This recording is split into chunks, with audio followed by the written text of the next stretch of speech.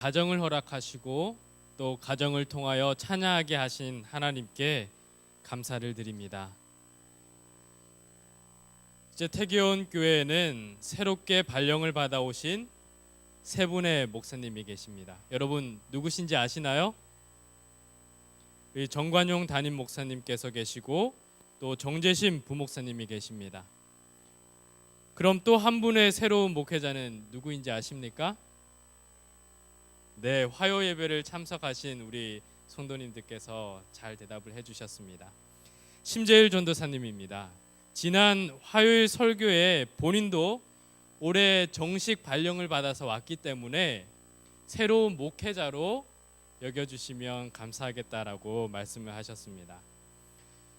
학생 전도사님도 새로운 전도사님입니다.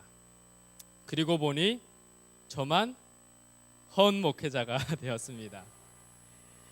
그 순간 저의 머릿속을 스쳐 지나간 성경 말씀이 있었습니다. 고린도후서 5장 17절에 그런즉 누구든지 그리스도 안에 있으면 새로운 피조물이라 이전 것은 지나갔으니 보라 새 것이 되었도다. 아, 나도 헌 목사가 아니라 새 목사가 될 수 있구나. 내가 다시 한번 그리스도 안에서 거듭날 때, 그리스도 안에서 새롭게 발견될 때 새롭게 되는 것입니다. 여러분, 저도 새 목회자로 봐주시겠습니까? 네, 감사합니다. 그렇게 올 한 해 다시 태교원 교회를 섬기고 말씀을 전할 때 새 마음과 다짐으로 그리스도 안에서 새롭게 발견되는 경험으로 서려고 합니다. 저뿐만이 아니라 이 성전에 함께 하신 우리 모든 성도님들께서도 그리스도 안에서 서로에게 옛사람이 아닌 새사람, 새로운 피조물이 되어서 서로의 삶에 큰 기쁨과 소망을 나누게 되시기를 우리 주님의 이름으로 간절히 축원합니다.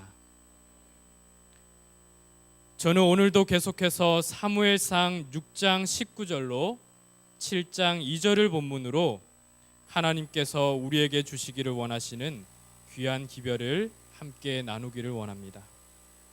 사무엘상 6장 19절로 7장 2절 말씀을 함께 보시겠습니다.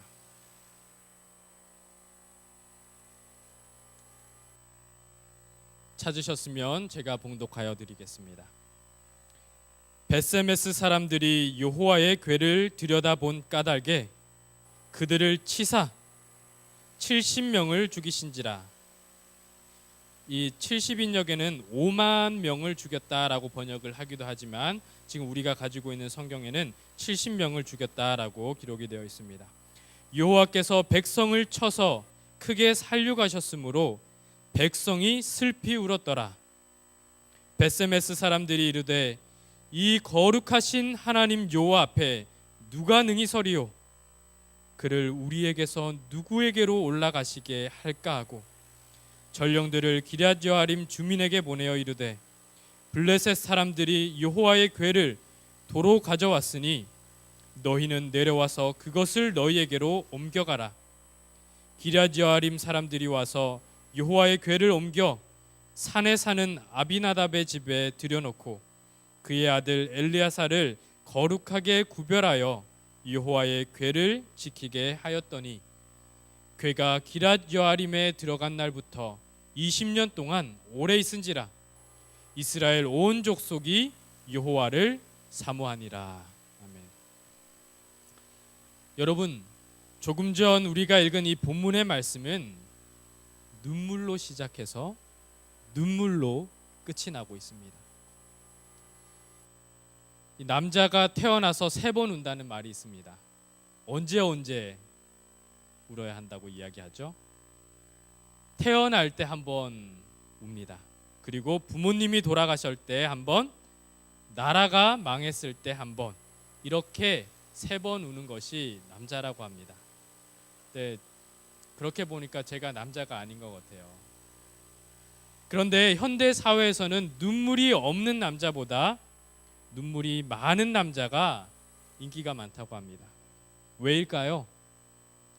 눈물이 많다는 것은 그만큼 감성이 풍성하고 다정다감한 사람일 가능성이 많다라는 것입니다.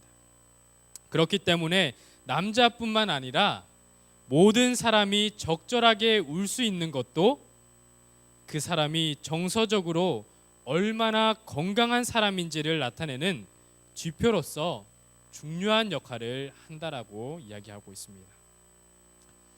저는 오늘 두 번째 눈물을 흘려야 할 때라는 제목으로 이스라엘 백성들이 흘린 두 눈물의 의미를 살펴보고 그것을 우리의 영적인 삶에 적용해 보기를 원합니다. 지난번 말씀에서 이스라엘 백성들이 블레셋과의 전투에서 여호와의 법궤를 경솔히 대함으로 그 법궤를 빼앗기고 말았습니다. 그것이 적진의 중심에 넘어가 버리는 수치스러운 장면을 우리가 보았습니다.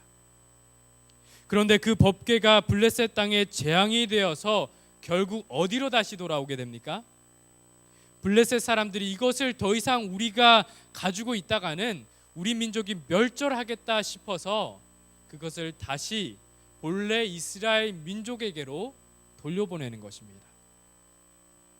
하나님의 법궤가 블레셋 사람의 손에 넘어간 사건, 그리고 블레셋에서 다시 이스라엘 베스메세로 돌아온 사건을 자세히 보면은 이 마치 자석이 쇠붙이를 끌어당기는 것과 같이 어떤 보이지 않는 힘이 여호와의 법궤를 이끌어가고 있음을 알게 됩니다. 선지자는 그 보이지 않는 힘이 과연 무엇이었는지 다음과 같이 증언합니다. 부조와 선지자 588쪽입니다. 하나님의 임재가 법궤와 동행하여 지정된 장소에 안전히 도착하였다.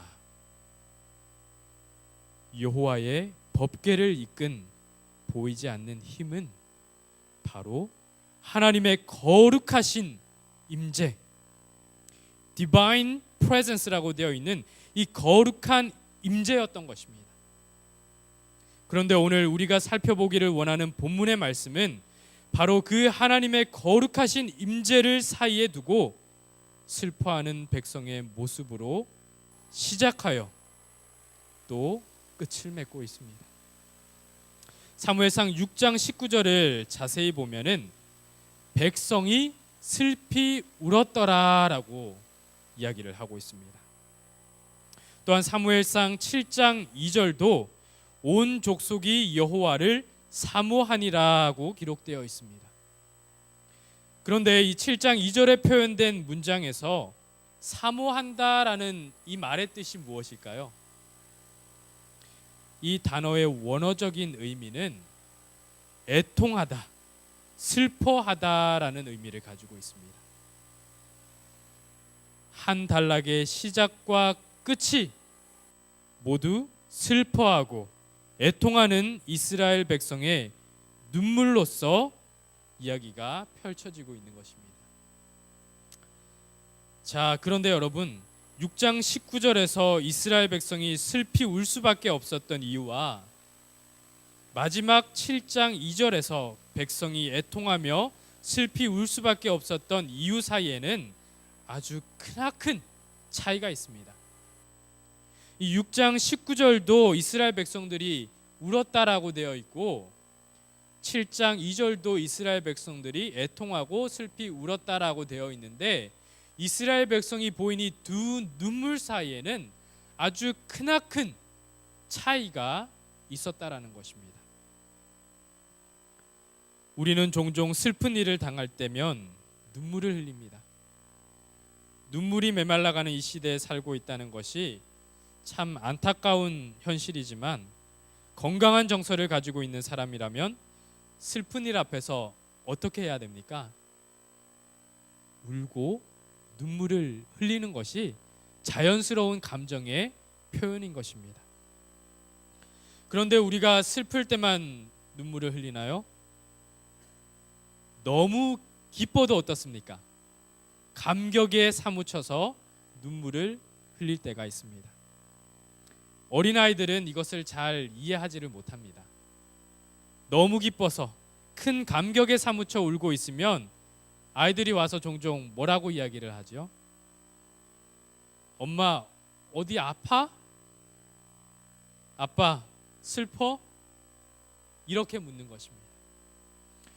그런데 그렇게 우는 것은 슬픔의 표현이 아니라 기쁨과 감격의 표현이라는 것을 이 정서가 풍성한 성숙한 어른이라면 누구나 쉽게 알아차릴 것입니다.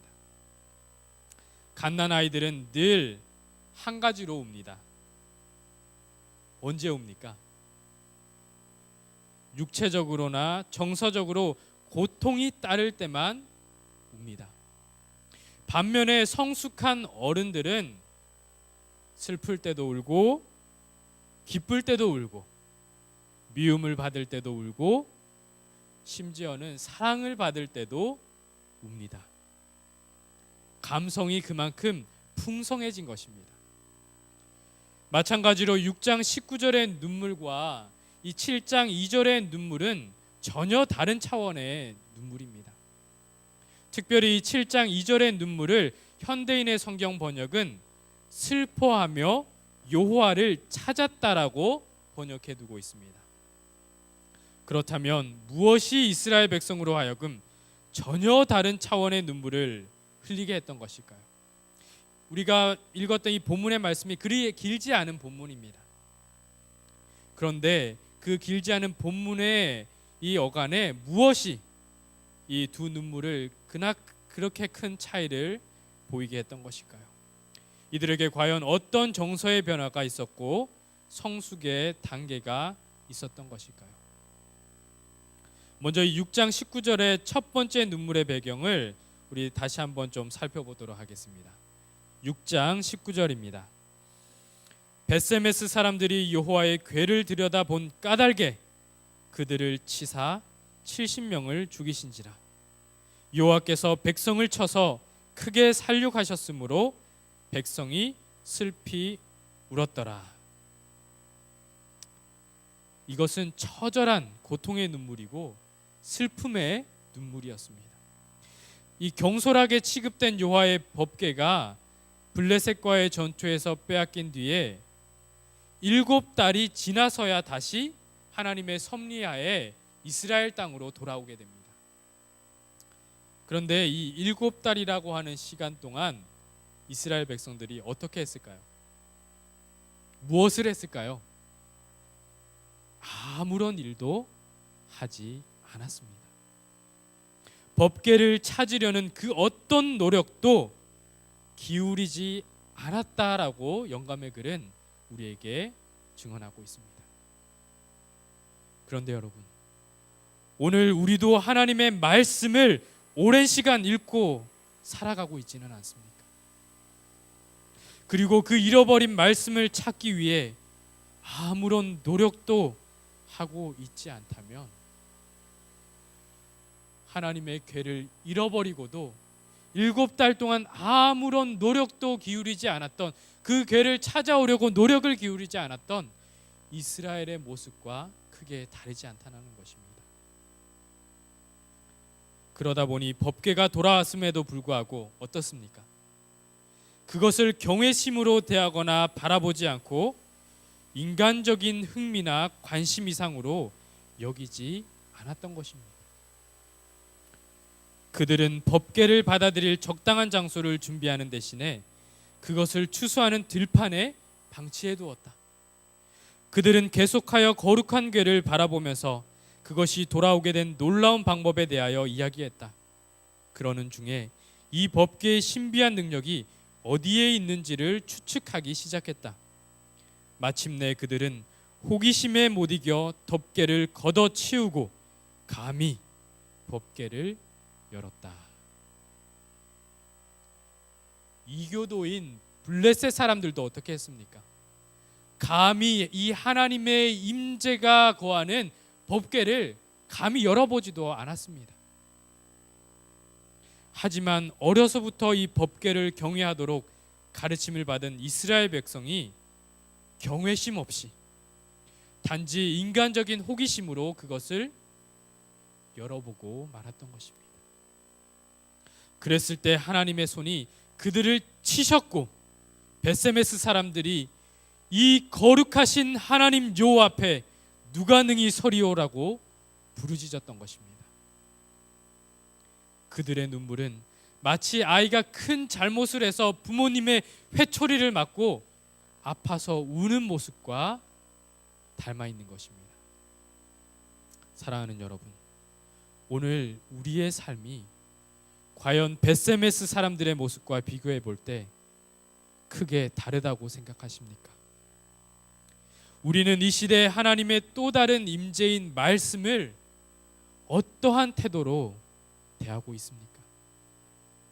만일 우리도 하나님의 말씀을 그분의 거룩한 임재로 대하지 못한다면 이 거룩하신 하나님 여호와 앞에 누가 능히 서리오라고 외치며 울부짖을 수밖에 없었던 벳세메스 사람들의 모습을 그대로 답습하는 것과 다름이 없다라는 것입니다.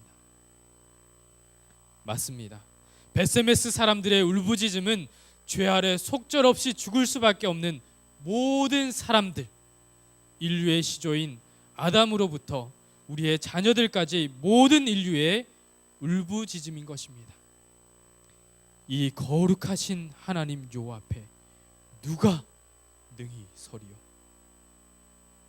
여러분, 우리가 원치 않지만 우리의 삶에도 하나님의 치심이 있을 수 있습니까? 그 치심을 통해 우리에게도 동일한 외침과 울부짖음이 있을 수 있다는 것입니다. 이 거룩하신 하나님 여호와 앞에 누가 능히 서리요? 그런데 우리의 울부짖음이, 눈물이 결코 거기에서 끝나서는 안 된다는 것입니다. 우리는 반드시 그 질문에 대한 답을 찾아야 합니다. 죄된 우리를 대신하여 거룩하신 하나님 여호와 앞에 설 수 있도록 해주시는 그분을 반드시 찾고 만나야 하는 것입니다. 그것이 바로 하나님의 치심의 참 목적임을 기억하시기 바랍니다. 어린아이들이 잘못해서 엄마의 회초리를 맞을 때면 참 신기한 것이 있는데, 저는 지금도 잘 이해가 가지 않습니다. 엄마의 회초리를 맞으면 아파서 우는데도 이 아이가 어떻게 합니까? 엄마를 찾으면서 엄마 엄마 하고 우는 것입니다. 그리고 그렇게 아프게 혼나고서도 누구의 품에 안깁니까? 엄마의 품에 안기는 것입니다. 그리고 얼마 지나지 않아서는 새근새근 그 품에 안겨서 또 깊이 잠을 들기도 합니다. 저는 이것이야말로 하나님과 그분의 백성 사이에 놓여 있는 참 믿음과 신뢰의 모습이 되어야 한다고 생각합니다. 히브리서에는 다음과 같이 기록합니다. 그러므로 우리에게 큰 대제사장이 계시니 승천하시니 곧 하나님의 아들 예수시라. 우리가 믿는 도리를 굳게 잡을지어다. 우리에게 있는 대제사장은 우리의 연약함을 동정하지 못하실 이가 아니요 모든 일에 우리와 똑같이 시험을 받으신 이로되 죄는 없으시니라. 그러므로 우리는 긍휼하심을 받고 때를 따라 돕는 은혜를 얻기 위하여 은혜의 보좌 앞에 담대히 나아갈 것이니라. 어떠한 시련과 고난이 우리 앞에 있다 할지라도, 설령 그것이 우리를 죄에서 돌아서게 하시는 하나님의 치시는 손이라 할지라도 그 품에 안겨 위로받기를 원하는 마음, 그 품에 안겨 평안을 얻기를 바라는 마음, 그 마음이 오늘 저와 여러분의 마음이 될 수 있기를 간절히 소망합니다. 그런데 참으로 안타까운 것은 이 벳세메스 사람들은 결국 그들의 죄를 회개하는 대신에 미신적인 공포심을 가지고 이 법궤를 다른 곳으로 옮기기를 갈망하는 것입니다. 이 하나님의 치시는 손길을 보고 그들이 회개하고 다시 한번 하나님의 거룩한 임재 앞에 경외심을 드러내기를 결정한 것이 아니라 이 법궤가 자신들에게서 떠나가기를 바랬다는 것입니다. 그들을 쳐서라도 그들 가운데 회복되기를 원하시는 거룩한 하나님의 임재와 그것을 신뢰하는 믿음을 회복하지 못하고 오히려 여호와의 법궤가, 하나님의 거룩한 임재가 그들 가운데서 떠나기를 소망한 것입니다.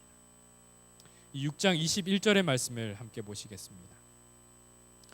전령들을 기럇 여아림 주민에게 보내어 이르되 블레셋 사람들이 여호와의 궤를 도로 가져왔으니 너희는 내려와서 그것을 너희에게로 옮겨가라. 베세메스 사람들이 법궤를 기럇 여아림으로 보낸 일, 이것이 무엇과 닮아 있냐면요, 블레셋 사람들이 법궤를 인해 자신들이 큰 침을 당했을 때 그것을 더 이상 자신들이 소유하지 않고 이스라엘계로 보냈던 모습과 크게 다르지 않은 이 이방인들의 모습과 크게 다르지 않았다라는 것입니다. 또한 이 사건은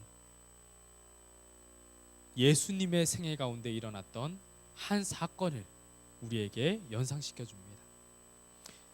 예수님이 가다라 지방에서 두 사람에게 들린 귀신들을 돼지떼에 들어가게 하십니다. 그 결과 이 돼지들은 스스로 바다에 뛰어들어서 몰사하게 됩니다. 이 일을 지켜본 사람들이 어떻게 합니까?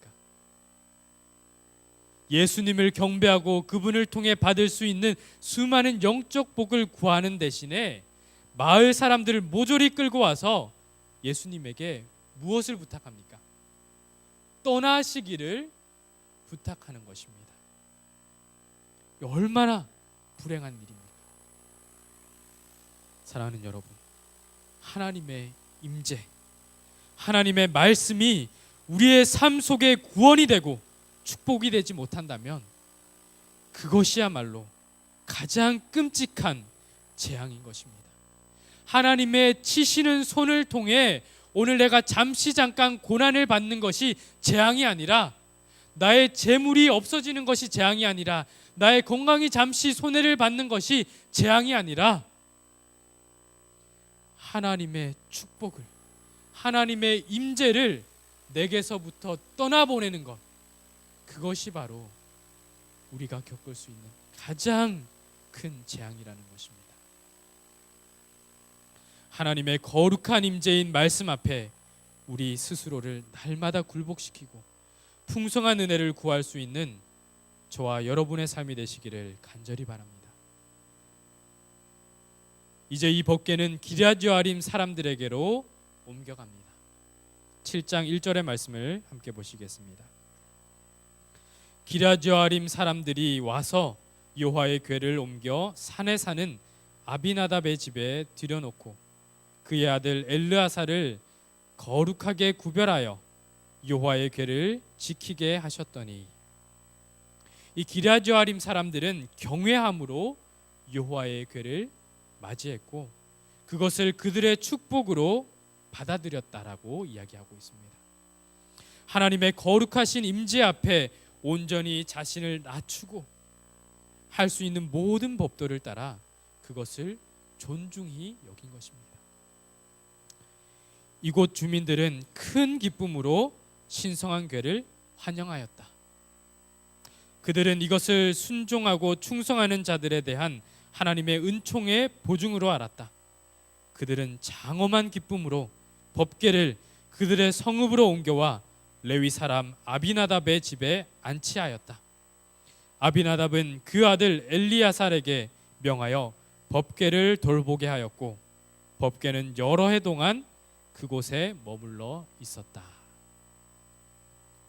하나님께서는 다음과 같이 말씀하십니다. 나를 존중히 여기는 자를 내가 존중히 여기고 나를 멸시하는 자를 내가 경멸하리라.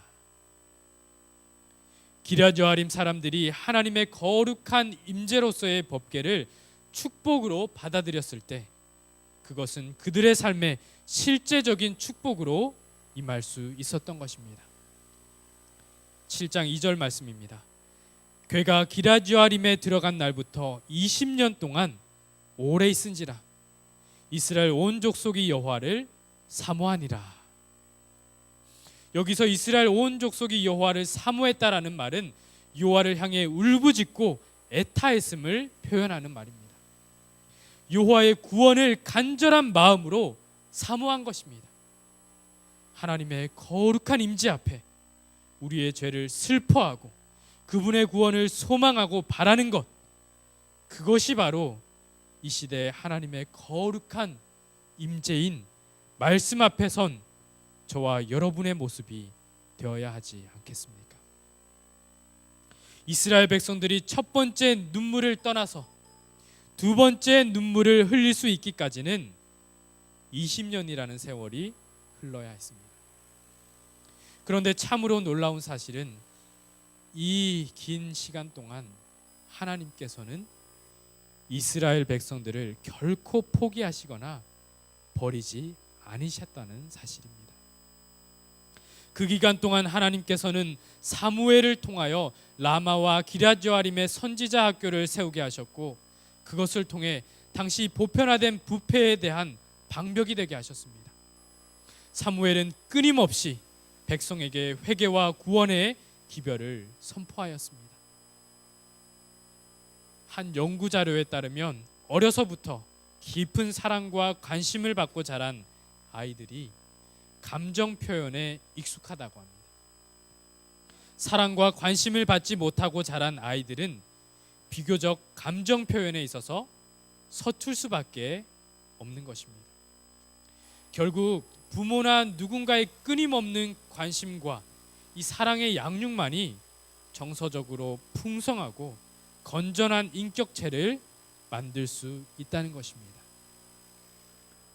단지 회초리가 아파 울던 이스라엘 백성이 회개와 구원을 향해 울고 부르짖을 수 있었던 것은 전적인 하나님의 사랑과 은혜의 결과였던 것입니다. 첫 번째 눈물을 떠나 두 번째 눈물을 흘릴 수 있도록 하신 하나님의 놀라운 은혜가 오늘 저와 여러분에게도 풍성히 임하시기를 간절히 소망합니다. 사랑하는 여러분, 오늘 우리의 눈에도 첫 번째 눈물이 아닌 두 번째 눈물이 흘러야 할 때인 것입니다. 두 번째 눈물을 흘릴 줄 아는 백성만이 우리 주님께서 다시 오시는 그날 우리의 눈에서 다시는 눈물이 없게 하실 주님의 약속이 우리 안에서 성취될 것입니다.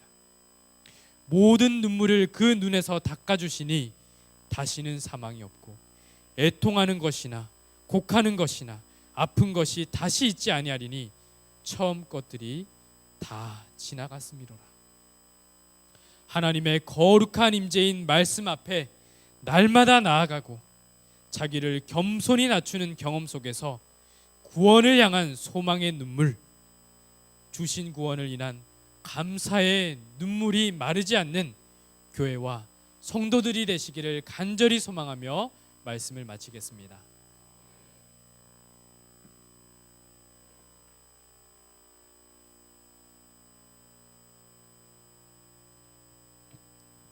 마치는 찬미는 함께 기립하셔서 532장을 부르시겠습니다.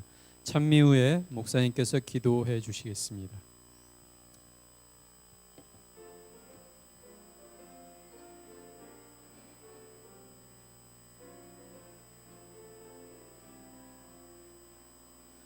구주의 거룩한 말씀을 의지해 날마다 주님께 나가며 성령의 인도를 말없이 따라서 주의 길 끝까지 가겠네.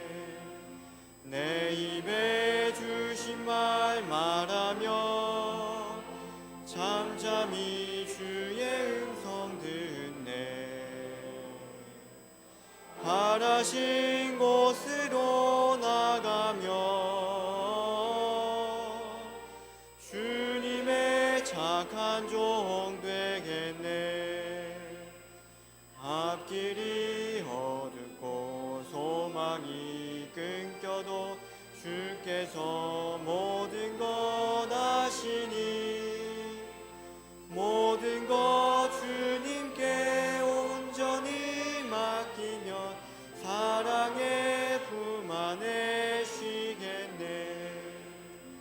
내 입에 주신 말 말하며 잠잠히 주의 음성 듣네. 바라신 곳으로 나가며 주님의 착한 종 되겠네.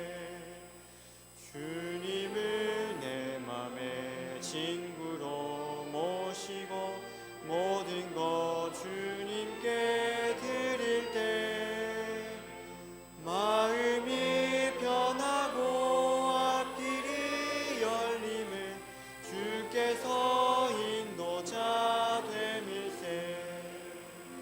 내 입에 주신 말 말하며 잠잠히 주의 음성 듣네. 바라신 곳으로 나가며 주님의 착한 종 되겠네. 아버지 하나님, 우리의 이 두 눈에 눈물이 말라 있지는 않습니까? 우리의 구원을 위하여 하나님의 거룩하신 임재와 은혜를 위하여 눈물로 기도하지 못하는 우리가 아닙니까? 우리의 눈에 구원을 향하여 하나님의 은혜를 향하여 눈물 흘릴 줄 아는 백성이 되게 하여 주시옵소서. 그렇게 할 때 우리 주님께서 다시 오실 때 우리의 눈에서 그 모든 눈물을 닦아내시고 기쁨으로 주와 함께 영원히 거하는 주의 거룩하고 복된 백성이 되게 하실 것을 인하여 믿고 감사드리며 예수님의 이름으로 기도합니다.